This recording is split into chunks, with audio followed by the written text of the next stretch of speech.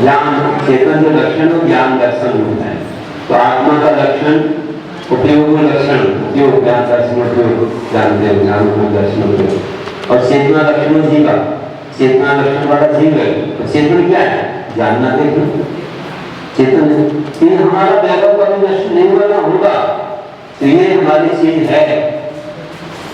और जो दूसरी चीज है वो तो नष्ट होती है, आती है और जाती है।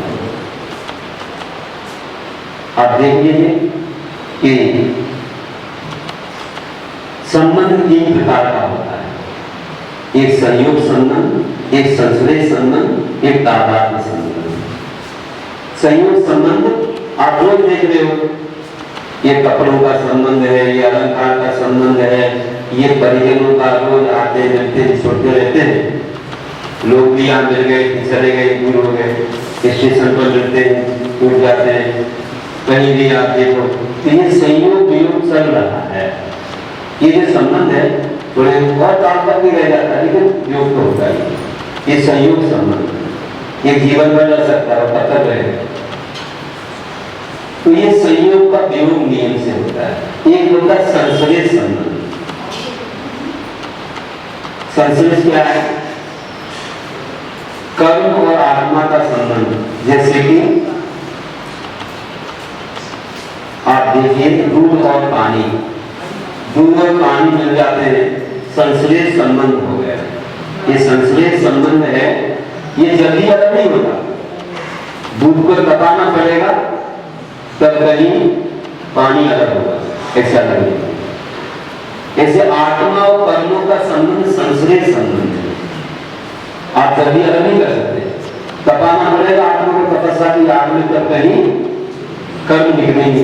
ठीक है, निकल सकते, बाहर से आई चीज है, ज्ञान दर्शन बाहर से नहीं आते हैं। तो उनका तादात्म्य संबंध होता है। तादात्म्य संबंध जैसे सोने का पीलापन है, तो कहाँ जाएगा? उसी में रहेगा। जैसे आत्मा और अपने गुणों का संबंध तादात्म्य संबंध है, गुण गुणी का संबंध वो कभी अलग नहीं होता है। संयोग संबंध छूटते रहते हैं, छूटते रहते हैं। और संश्लेष संबंध तपस्या आदि के द्वारा दूर हो जाता है। जैसे दूध को तपाने से पानी निकल जाता है, लेकिन जल्दी अलग नहीं होता है। और तादात्म्य संबंध कभी छूटता नहीं है। इसलिए ध्यान रखना है कि हमें इस संसार को कैसे विचार करना है। इस संसार अशरण है, अशुभ है, अनित्य है, इसमें कोई शाश्वतता नहीं है और दुखरूप है। दुखी तो बना है, क्योंकि व्यक्ति को वस्तु का अभाव होता है, दुखी होता है। कोई तन दुखी, कोई मन दुखी, कोई धन दुखी नहीं। तो तन से दुखी है, रोगता नहीं है, दुखी है। कोई धन से दुखी है, पर्याप्त धन नहीं है, धन नहीं है, दुखी है। या ऊपर वाले का धन देख रहा है, या उसके पास इतना क्यों, मेरे पास कम क्यों, दुखी है। ये देवताओं को भी दुख रहता है। देव भी ऊपर के देवों को देख के दुखी होते हैं। और कोई मन से दुखी है कि मन का नहीं हुआ काम, मन का कैसा नहीं हुआ, सब कुछ मिला लेकिन मन का नहीं हुआ, तो मन से दुखी कि मेरी बात कोई मेरा व्यक्ति नहीं मान रहा है, किसी का भाई नहीं मान रहा, किसी के बहन नहीं मान रहे, किसी का पति, किसी की पत्नी, किसी का बेटा, किसी की बेटी, किसी का नौकर, किसी का ऑफिसर, किसी का और कोई मेरी बात नहीं मान रहा है, मैं जैसा चाहता हूं वैसा नहीं हो रहा है, तो व्यक्ति दुखी। अब बताओ ये कैसे हो सकता है? जो मन में आए वो हो जाए, तो ऐसा तो सुख तीर्थंकरों को भी नहीं हो पाए। तीर्थंकर भी जब बाहर व्यवहार में थे तो देवी थोड़ी दुखी रहे कि तुम कैसे पूरी सुखी हो सकते हो, कैसे दुखी रहे बताओ। कि आदिनाथ सोच रहे कि मारीची तुम्हारी बात नहीं मान रहा, तो मान नहीं कर रहा, उसने नहीं मानी तो दुख तो रहा होगा। फिर जब आत्मगनी हो गए तो भूल ही गए, किसी को नहीं आत्मा कह रहा, किसी को नहीं। लेकिन जब तक आत्मा से बाहर रहे तब तक तो ये दुख आता है कि सामने वाला मेरी बात नहीं मान रहा है, ये अच्छे रास्ते पर नहीं चल रहा है। ये दुख तो तीर्थंकरों को भी रहा होगा। क्या मैं सभी को सुखी कर पाए? बोलो ऐसा एक कार्य है जिसे तीर्थंकर भी नहीं कर पाए कि पूरे विश्व को सुखी कर दे, हर व्यक्ति सुखी हो जाए। कैसे होगा? सबके कर्म भिन्न भिन्न है, पुण्य पाप का फल भोगते हुए कैसे सुखी हो जाएंगे? सबका कर्म तो निकाल सकती है क्या कि सबका पाप निकाल दो, पुण्य भर दो? ये कोई दूसरा नहीं कर सकता है, हमें सहयोग नहीं करना पड़ेगा, कोई एक साथ हो भी नहीं सकता, तो सबका जीवन समान नहीं है। इसलिए सभी को कोई सुखी नहीं बना सकता है। हम बेकार में दुखी होते रहते हैं, अरे उसको सुख नहीं है, उसका ऐसा हो रहा, उसका वैसा हो रहा है, अब तो संसार में लगे हुए हो, सभी को सुखी तीर्थंकर नहीं बना पाते, तुम कौन से? इसलिए अपने आप को बना लो, एक सब कुछ है। इसीलिए तो संसार दुखों से भरा हुआ है, संसार सागर दुखों से भरा, या में सुख तो कभी नजर आता नहीं, कोई तन दुखी, कोई मन दुखी, कोई धन दुखी, तो ऐसा है। इसलिए दुखी लोगों को ज्यादा देखने से हम भी दुखी हो जाते हैं। इसलिए भैया ये भी देख लो, प्रसन्न लोगों को देख लो थोड़ा, तो प्रसन्न हो जाओ, क्या करें? और नहीं तो फिर आप बीच लो, कर्म का चिंतन करो, तो कैसा भी रहे वातावरण अपन में सुखी है। अपने आप को कर्म से हम सुखी बना सकते हैं, कर्म का चिंतन करके सुखी बना सकते हैं। कर्म सिद्धांत है, इसे समझो कि संसार में सबको अपने कर्म का फल भोगना। तो कैसा है संसार? ये संसार जो है कैसा है? असरण, अशुभ, अनित्य और दुखरूप है और अनात्म रूप है। अंतिम पॉइंट उन्होंने बोला है कि असरण, अशुभ, अनित्य, दुख, अनात्मा, सामूहिक, अनात्मा, अनात्म रूप है संसार। ऐसे भवम मतलब संसार में और स्वामी में निवास कर रहा हूँ। जो संसार कैसा है? कैसा है? भव, ये असरण है, अशुभ है, अनित्य है, दुखरूप है और अनात्म रूप है। जितना भी दिख रहा है ये आत्मा नहीं दिख रही है। कौन दिख रहा है? पूर्वज। आपका शरीर दिख रहा है, आत्मा कहाँ दिख रही है? आत्मा देखने की चीज नहीं है, आत्मा दिखती नहीं है, वो तो अरूपी है। जो दिख रहा है वो रूपी है, और रूपी तो पुद्गल है, और पुद्गल में सब कर्मों का फल दिख रहा है, इसलिए अनात्म दिख रहा है। जितने भी एक ही द्रव्य देखने में आता है, कौन सा? पुद्गल, और कोई द्रव्य देखने में, क्योंकि रूप जिसका वो देखने में ना जीव द्रव्य देखने में आता है। अपन व्यवहार से बोलते जीव दिख रहा है, उसका शरीर दिख रहा है, व्यवहार से हम कर्म और शरीर, कर्म और आत्मा को एक मान लेते, इसलिए निश्चय से देखा जाए तो आत्मा को कोई देख नहीं सकता है, जीव देखने में नहीं आता। ज्ञान दर्शन है उसके तो दर्शन बस। ये जो शरीर तो पुद्गल है, तो पुद्गल जो है वो देखने में आता, बाकी जीव देखने में नहीं आता। और ऐसे ही धर्म द्रव्य, अधर्म द्रव्य, आकाश द्रव्य, काल द्रव्य देखने में नहीं आते, एकमात्र पुद्गल देखने में। इसलिए हमारे गुरु महाराज जी ने मुख माटी में लिखा है, क्या लिखा है? उनने समाधि तंत्र का भाव मुख माटी में लाया है। क्या लाया है? वे कहते हैं कि बाहरी जो दिख रहा है सो मैं नहीं हूँ, बाहरी जो दिख रहा है सो मैं नहीं हूँ, वो मेरा भी नहीं है। बाहरी जो दिख रहा है सो मैं नहीं हूँ, मेरा भी नहीं है। ये आंखें मुझे देख नहीं सकती, ये आंखें मुझे देख नहीं सकती। मैं सभी का दृष्टा हूँ, मैं स्वयं का सृष्टा हूँ। बाहरी जो दिख रहा है सो मैं नहीं हूँ, वो मेरा भी नहीं।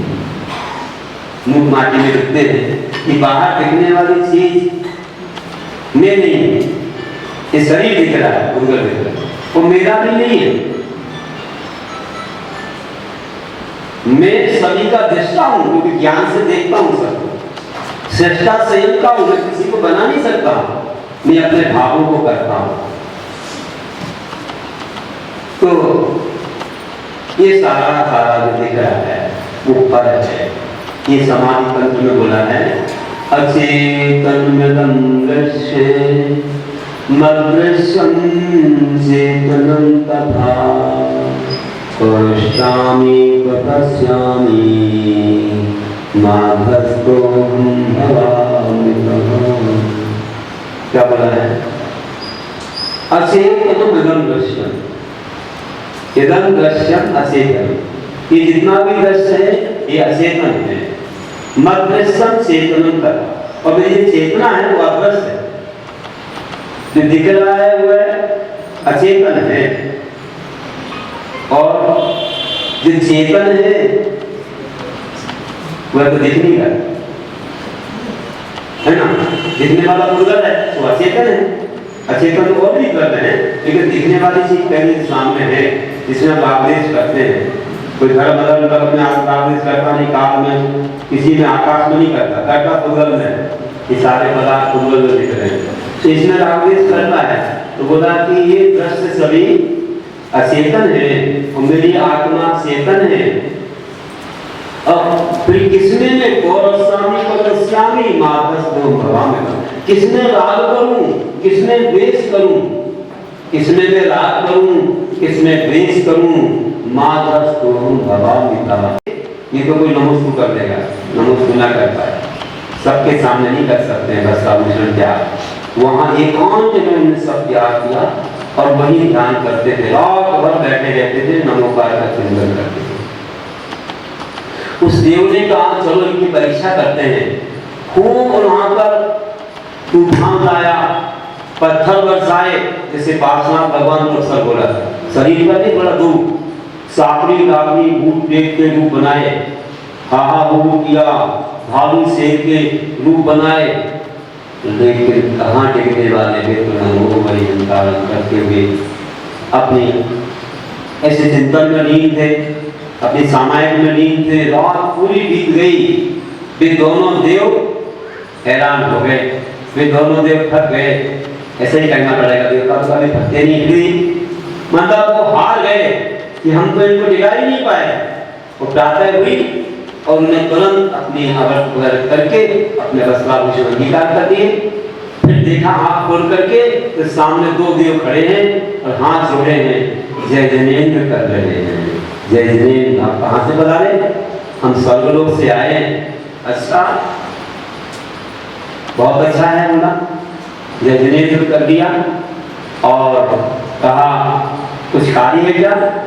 उन्होंने कहा कार्य तो यही था कि आपका ध्यान धन्य है, आपकी सामायिक धन्य है, स्वर्गलोक में आपकी चर्चा हुई, हम परीक्षा करने आए और रात भर हमने उत्सर्ग किया, आपको मालूम नहीं पड़ा? मुझे कुछ नहीं मालूम। क्यों नहीं मालूम? मैं तो नमोकार मंत्र के चिंतन में लीन था। नमोकार के चिंतन में ऐसे लीन हुए कि कितना उत्सर्ग हुआ मुझे कुछ मालूम ही नहीं पड़ा।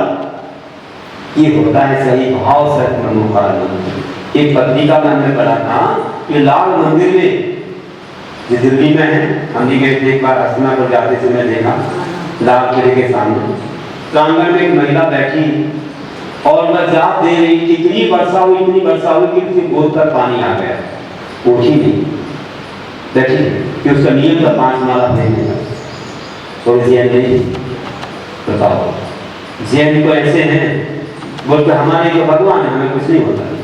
नमोकार मंत्र में नमो अलंकार बाहर करेंगे, नमो सीता अंदर करेंगे, पानी की बूंदें आ गई बग जाएंगे। और वे देखो कैसे बैठे रहे वहां, कैसे बैठे, वह महिला बैठी रही क्योंकि वह दूसरे सास से सुनती थी, श्रद्धा हो गई, जैन धर्म का पालन करने लगी, सब अभक्ष त्याग कर दिया, नमोकार जपने लगी और 5 माला का नियम कर दिया।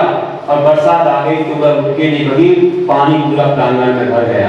अब मंदिर के अंदर तो जाती नहीं थी वो, मालूम था लोग हमको कुछ मना करेंगे क्योंकि वह मुस्लिम महिला थी। ये मैंने बहुत पहले एक पत्रिका में पढ़ा, आज से बहुत पहले, करीब 30 वर्ष हो गए। मैंने कहा ये उदाहरण कितना अच्छा है, देखो हमारे जैन लोग तो कहते हैं हमारी तो भगवान है, उनसे डर नहीं लगता, उन लोगों को डर लगता है। कितने भाव से पढ़ रहे हैं कि उन्हें ये नहीं मालूम कि देखो इतना पानी आ गया, ये हो गया, हमें संकल्प को पूरा करना। ऐसा होता है, इसमें अतिशय होता है। तो ऐसा हो कि रात भर उत्सर्ग हुआ, मालूम ही नहीं पड़ा, और सुबह देवों ने आकर के कहा हम प्रसन्न हैं और आपको एक विद्या दे रहे हैं। विद्या क्या के लिए? मैंने विद्या पाने के लिए मौका नहीं पड़ा, मुझे तो कर्मों की निर्जा चाहिए, मोक्ष चाहिए है, मुझे और कुछ नहीं चाहिए। मैं तो मुनि बन करके कर्मों का क्षय करूंगा, मुझे और कुछ नहीं चाहिए, चाहिए तो दुख का कहो कम्मा कहो आदि 6 भावना मेरी है और कुछ साथ नहीं, कुछ नहीं है। नहीं, हमारी इच्छा है आपको ये पुरस्कार के रूप में दे रहे हैं, आप दे दीजिए। बोले क्या करूंगा मैं, क्या करूंगा, मुझे कुछ नहीं चाहिए। देखिए आप इसे दे दीजिए, हम लोगों का आनंद होगा और आप धर्म में उपयोग कर लेना। बोले क्या है बताओ, बोला आकाश गामनी विद्या है और तुम इससे आकाश में गमन करना। क्या कहाँ जाऊंगा मैं तो जिनालय जाता हूँ, कहाँ जाता हूँ, अपने ही परिस्थितियों में जाता हूँ, इसीलिए क्या करूंगा। बोले नहीं नहीं, आप फिर तुम जिनालय जाइए, आप विदेश क्षेत्र जाइए, आप सुमेरु पर्वत जाइए, भाई तक जा सकते हैं, तो अच्छा दर्शन कर सकते हैं। बड़ी बड़ी 500 टन ऊंची प्रतिमाएं हैं, रिद्धिधारी मुनि है, बड़े बड़े ऊंची काया वाले समूह शरण है, वहाँ जाइए ना। अच्छा जा सकते हैं, आप बिल्कुल जा सकते हैं, आप जाइए, आपका परिवार भी जाएगा, लेकिन बाहर का व्यक्ति नहीं जा पाएगा। उसे अगर जाना हो तो उसे दूसरी प्रक्रिया अपनानी पड़ेगी। आपको मैं दे दे रहा हूँ, आप इसे ग्रहण कीजिए और धर्म में उपयोग कीजिए। बोले ठीक है, धर्म में उपयोग कर लूंगा, संसार को उपयोग नहीं, क्योंकि मैंने नमो काल में कोई संसार की भावना से, मैंने तो धर्म की भावना से उसे लाया है। ठीक है, दे दिया और उनको आनंद हो गया और सेठ जी ने स्वीकार किया और विद्या के माध्यम से उन्होंने सोचा कि धर्म करेंगे। और एक और बात कही कि अगर दूसरा कोई व्यक्ति जानना चाहे परघर का तो उसे सिद्धि करना पड़ेगी। तो क्या सिद्धि करना पड़ेगी, ये विधि बता दी, इस विधि से वह सिद्ध कर सकता है। ठीक है, हमें क्या करना, किसी से अपन अपना काम करेंगे। और रोज ये क्या करने लगे, अपनी विद्या को आज्ञा देते, सुबह जल्दी 4-5 बजे उठ करके और कहीं विदेश क्षेत्र जाते, कभी मेरू पर्वत पर जाके पूजा करते। अब जब मंदिर में नहीं दिखते तो लोग पूछते आप कहाँ जाते हैं, मंदिर में दिखते ही नहीं। मान लो यहाँ के अध्यक्ष जी मंत्री जी गायब हो जाए तो लोग पूछेंगे कहाँ रहते हो, मंदिर खाना छोड़ दिया क्या? कैसे ही पूछा, बोले नहीं छोड़ नहीं दिया है, हम मेरू पर्वत जाते हैं, विदेश में जाते हैं। कैसे जाएंगे आप, आपको भूमि को चाहिए, विद्यालय तो है नहीं। बोले नहीं, हमको ऐसी विद्या प्राप्त हुई है और ये देवों ने आके दी हमारे ध्यान से। ठीक है, तो हम भी चलेंगे। बोले आप नहीं जा सकते, आप परघर के हो, आप नहीं जा सकते। तो हम कैसे जाएं, आपको सिद्धि करना पड़ेगी, विधि है। तो विधि बताइए कैसे सिद्धि होती है, तो विधि बता दी। उन्होंने सिद्धि करना प्रारंभ किया। अब वो विधि जो है आप लोगों को बताऊंगी, नहीं बताऊं कहीं ऐसा ना तुम सब वही प्रवचन में बचेगा ही। विधि क्षेत्र जाओगे, मेरू पर्वत जाओगे, क्या करेंगे, यहाँ मंदिर दिखाती हो जाए। तो विधि बताऊंगी नहीं बताऊंगे, बता दूं, जाओगे तो नहीं। अरे सिद्धि नहीं करना, पहले तो बता दो, सिद्ध नहीं करेंगे तो बता रहा, सिद्ध मत करना, तुम्हें बता रहा हूँ तुम गड़बड़ कर रहा, क्योंकि आज अपनी शक्ति नहीं है और आज अपनी विशुद्धि नहीं है, नहीं तो गड़बड़ हो जाएगा। तो उन्होंने विधि बता दी कि भाई देखो ऐसा है कि दिन में जाकर जंगल में बट वृक्ष की पूर्ण शाखा पर 108 रस्सियां बांधना, सीका बनाना और नीचे तलवार, बलगम, चाकू खड़े करना ऊपर, है ना। आप उनको कथा ध्यान में आएगी। और फिर जो है ना रात में, वो भी कृष्ण पक्ष की चतुर्दशी की रात्रि में बहुत घोर अंधकार होता है, 12 बजे उस सीके में बैठकर और एक बार नमोकार करते हुए रस्सी काट, नमोकार करके रस्सी काटने के 108 रस्सियां, 108 बार नमोकार पढ़ोगे तो रस्सियां कट जाएंगी, नीचे गिरोगे। अगर सच्ची श्रद्धा रही तो विद्या सिद्धि हो जाएगी और नहीं तो काम तमाम हो जाएगा। कौन करेगा सिद्धि बता। वैसे ही भैया इतना ना तुम्हारे पास ये है, कोई भी आज तुम्हें नहीं है ऐसा कि करे, करना भी नहीं है किसी को। तो विधि बता दी, उसने ऐसा ही किया, बिल्कुल पूरी व्यवस्था बना दी और रात में जाकर के उसमें बैठा। अब बैठने के बाद क्या हुआ, जो काटने को होता, हे भगवान कहीं मर गए तो क्या होगा, तो नीचे आ जाता। लेकिन सेठ जी ने बताया ऊपर जाता। अरे भैया सेठ जी को ऐसे उन्होंने बड़ी सिद्धि की है, जब हम क्या हो गया नीचे ऊपर नीचे हो रहा था। इतने में क्या हुआ, राज भवन में चोरी करने वाला चोर आ गया, उसका पीछा कर रहे थे वो, उसने धन को कहीं फेंक दिया, रत्न वगैरह चमक रहे थे। तो कोतवाल तो वहीं रह गए, ये आ गया यहाँ, कौन ऊपर नीचे हो रहा है, पूछा ऐसा ऐसा कर रहा हूँ। अच्छा क्या कर रहे हो, सिद्धि कर रहे हो, विद्या सिद्धि, कौन सी विद्या, आकाश गांधी, कैसे होती है, नमोकार से होती है। नमोकार मंत्र क्या है, बता दिया, ऐसा है नमोकार मंत्र। किसने बताया, सेठ जी ने बताया। कौन से सेठ जी, जिनदत्त श्रेष्ठ। अरे उनका तो बहुत अच्छा नाम है, कभी झूठ नहीं बोलते, न्याय नीति से चलते हैं, बहुत धर्मात्मा है, आज तक कभी झूठ नहीं बोला उन्होंने। उनकी बात पर मेरा पूरा विश्वास है, सूर्य बोल रहा है, उन पर पूरा विश्वास है। उनने जो कहा है, क्या कहा, नमो हरिहंसाणं नमो सिद्धाणं नमो आयवीराणं नमो वत्सायाणं नमो लोके सर्वसाम्। ऐसा बोल दिया नमोकार मंत्र आर्या छंद में है। तो नमो अनंताणं आरंताणं आरंताणं, अभी तो थोड़ा ध्यान रहा, तो बोला बहुत अच्छा मंत्र है, हम बैठ के सिद्धि कर लेंगे, हमें कोई शंका नहीं है। जैसे ही मरना सुबह राजा खोजेगा तो वैसे जेल में डालेगा, मर जाऊंगा, और ऐसे मर जाऊं वैसे मरूंगा नहीं, मुझे पक्का विश्वास है कि इससे सिद्धि हो जाएगी। और विश्वास से बैठ गया और उसने बस चाकू लेकर के 108 रस्सियों को एक बार में नहीं, एक ही बार में, मंत्र भी भूल गया तो याद ही नहीं आया। तो कहता है आरम तारम कसूर न जानम सेठ वचन कर्माण, एक साथ 108 रस्सियां काटी, तुरंत नीचे गिरने लगा। विद्या धारण करता हूँ, किसी में राग द्वेष नहीं करता हूँ, मैं तो मार्गदर्शक रहूंगा।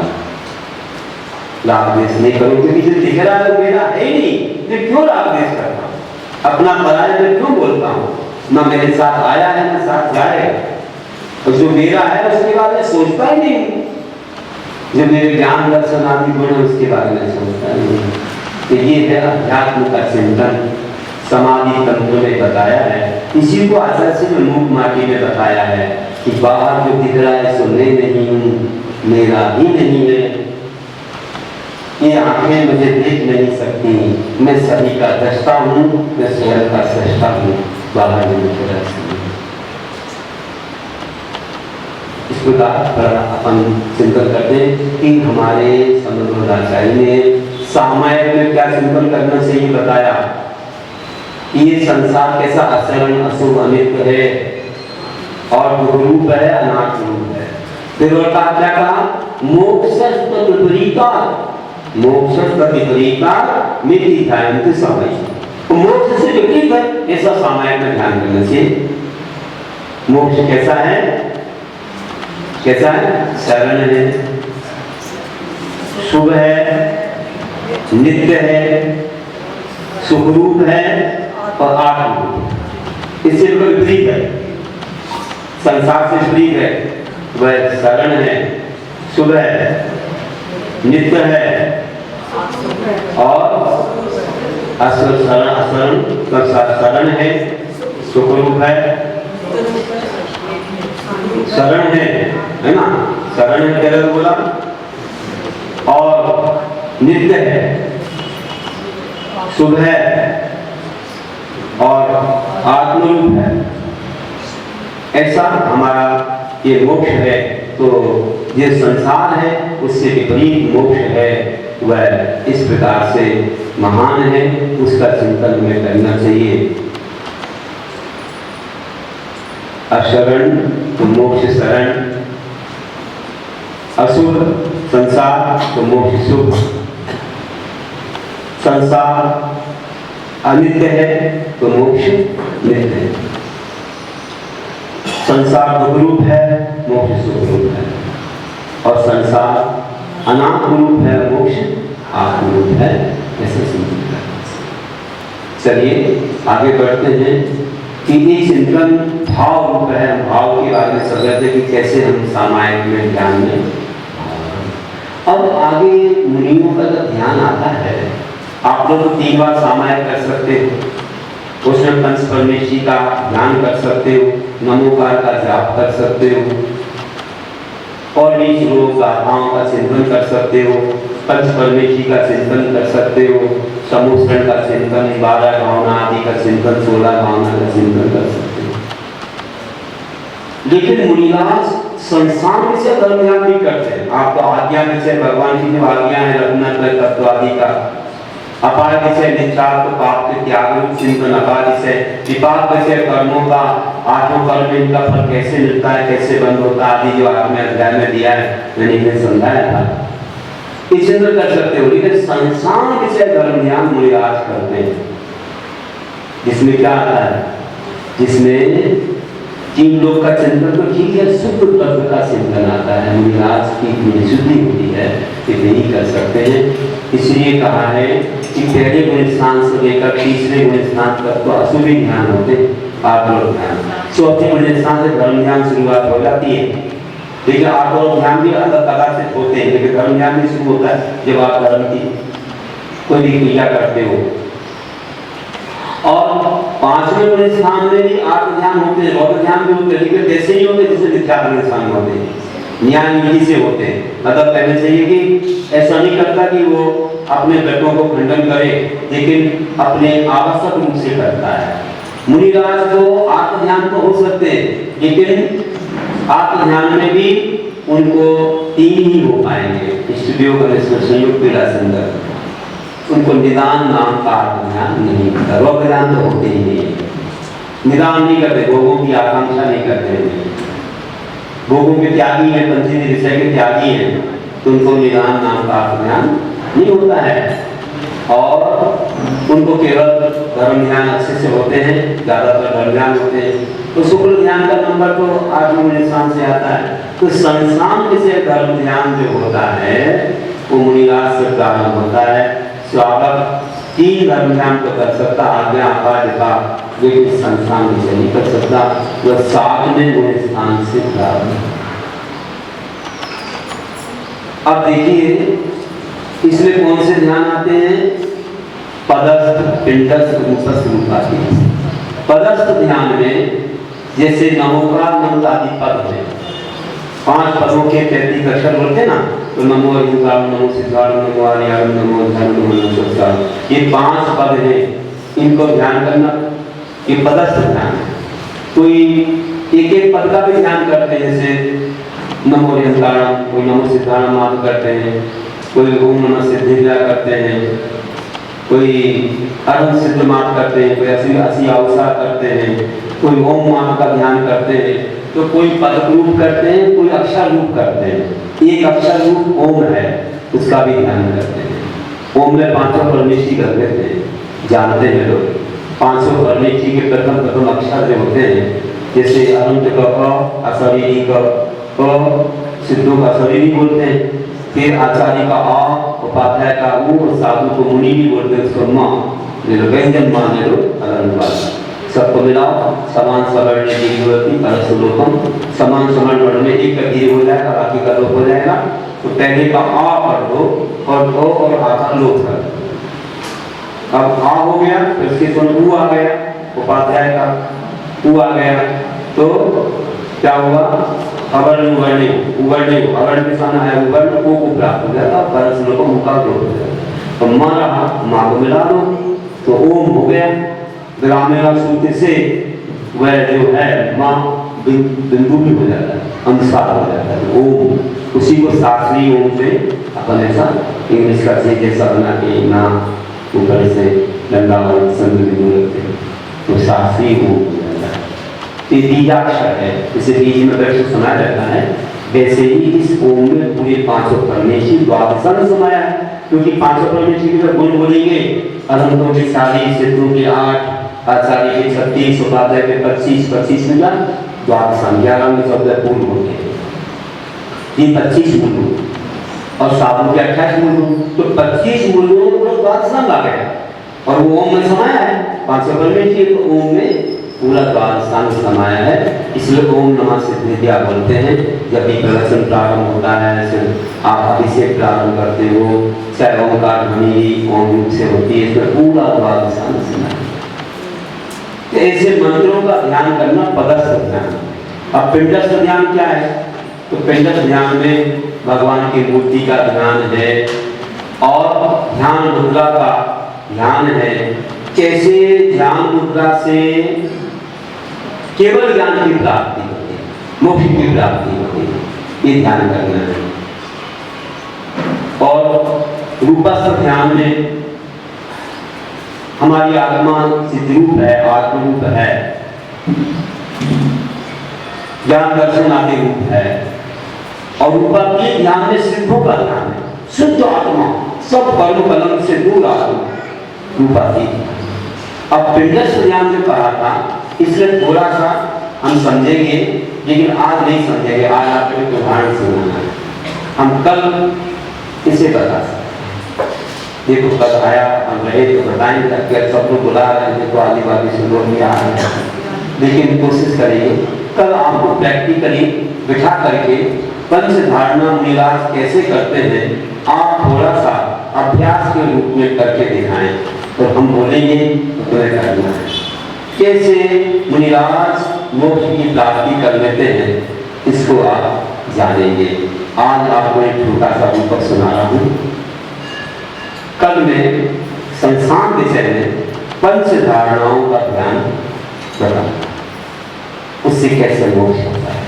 पूरा आपको आसन में बैठ जाना, आनंद आएगा। उसमें पृथ्वी धारणा, अग्नि धारणा, वायु धारणा, जल धारणा, तत्व धारणा के बारे में।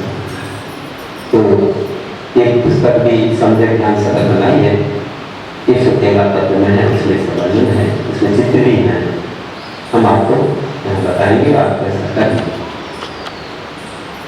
कह रहा था ध्यान की कितनी महिमा है। तदस्थ ध्यान के बारे में कहूँ कि नमोकार के ध्यान की महिमा कि सिद्ध लोक में हमारे सिद्ध परमात्मा विराजमान सबसे उत्कृष्ट पद है, 8 कर्मों की शय से उन्हें प्राप्त हुआ है। अनंत भगवान समुद्र में विराजमान है, अष्टमंगल प्रातिहार से उठे आचार्य परमेश्वरी दीक्षा दे रहे, प्राप्त दे रहे मुनिराज है। दिन तक 3 नौकरी मुनिराज में सब संख्या रहती, स्वर्ग में निशान करती, उत्कृष्ट संख्या। और उपाध्याय परमेश्वरी मुनियों को ज्ञान दे रहे हैं, उन्हें शास्त्र पढ़ा रहे हैं, ये भी मुनि है। और साधु परमेश्वरी आत्मा में लीन है, जैसे हमारे सुखमान स्वामी है। ऐसा भाव सहित नमोकार का चिंतन करो, मन बनना चाहिए। कितनी बड़ी सिद्धि है और कितने अतिशय हो जाते हैं। स्वर्ग लोक में चर्चा हुई कि चलो हम किसी के ध्यान की परीक्षा करते हैं। 2 देव नीचे आए, एक सम्यक दृष्टि था, एक मिथ्या दृष्टि। मिथ्या दृष्टि ने तपस्वी को देखा, पंचाग्नि का तप रहा था, आहा हुहू किया, शाकनी काकनी के रूप बनाए, शेख सीता भालू, तो वह तो भाग गया वहां से, पलायन कर गया। सम्यक दृष्टि देव ने कहा, अरे तुम्हारे कैसे तपस्वी है, ये तपस्वी कैसा है, शरीर की इतनी चिंता की भाग गया।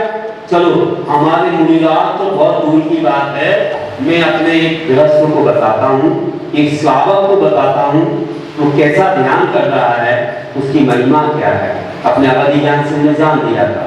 पहुंचे तो जंगल में अष्टमी चतुर्दशी को उपवास करके एक श्रेष्ठी, अच्छे नगर श्रेष्ठी, बहुत अच्छे धर्मात्मा, अष्टमी चतुर्दशी उपवास करके जंगल में जाके ध्यान करते थे।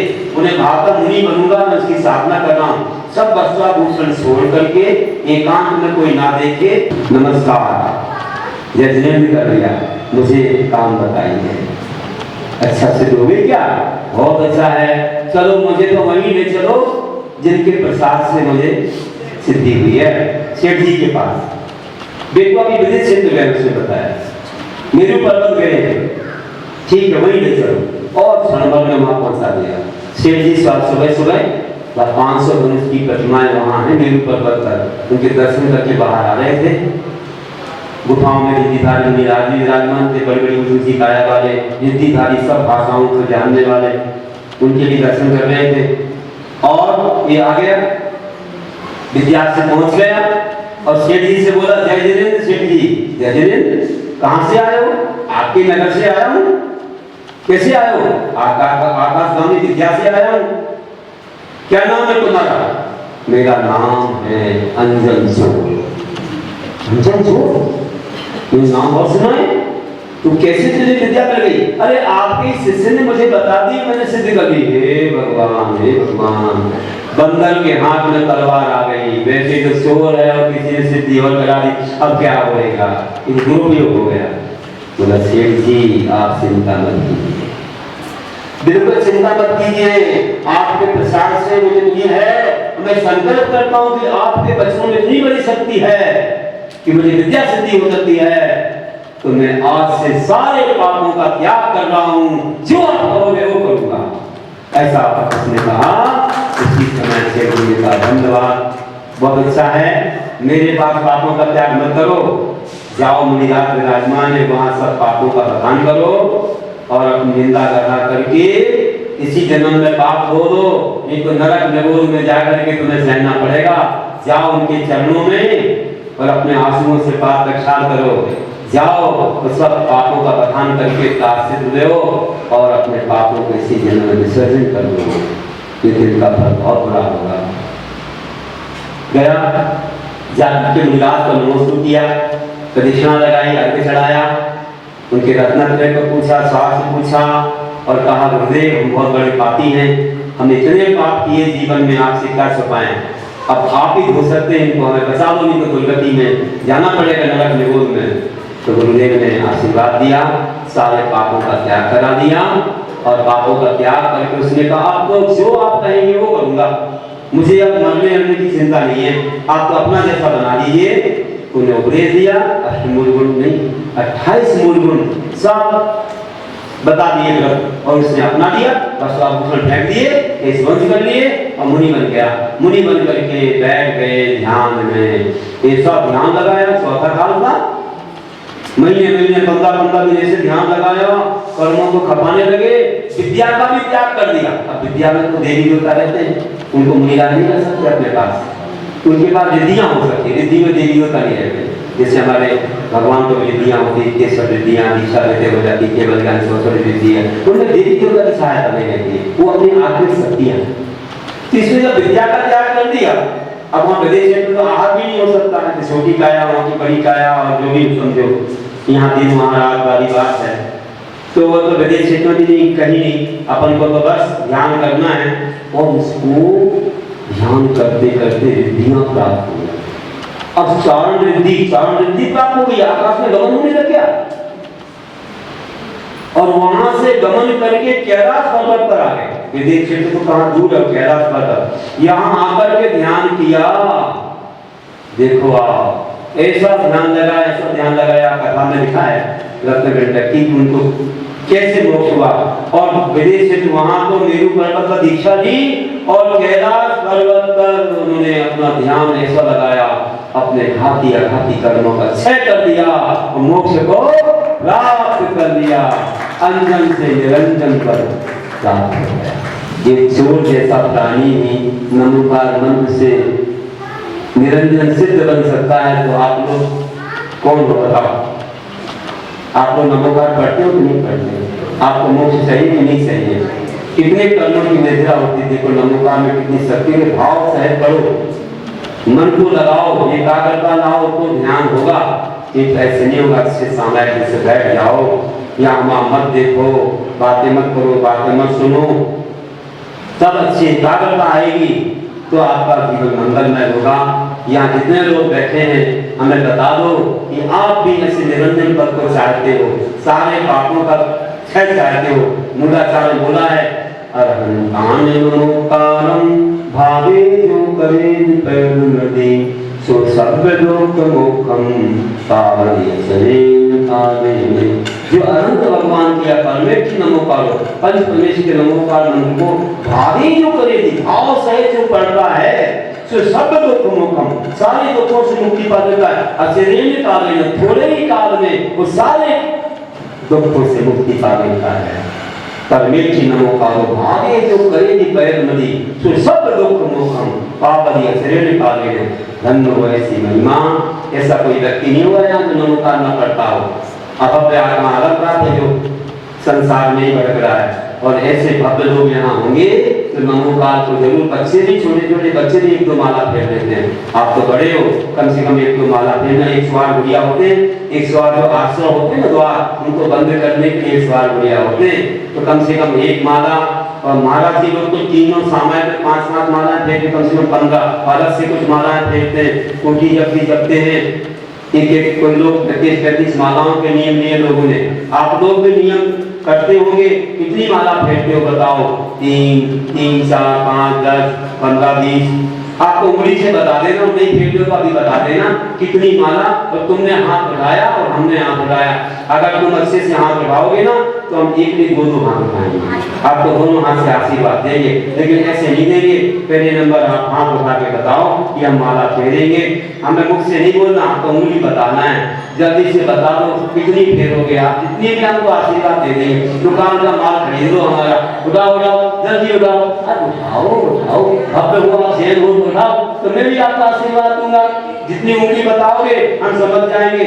जल्दी अच्छे से हाथ उठाओ, हाँ अच्छे से हाथ, अरे दोनों हाथ उठा दो, दोनों उठा दो। हाँ बहुत अच्छा है, मेरा आशीर्वाद है। तो ये है आपका नमोकार मंत्र का पदस्थ ध्यान, जो आपको अपने ध्यान को मंगलमय बना के मोक्ष की प्राप्ति कराएगा। इस प्रकार की भावना के साथ अंत में यही कहता हूँ, आप सबका जीवन बहुत मंगलमय बने, बहुत ही आप ऊंचाइयों को छुओ और अपने जीवन को महान बनाओ।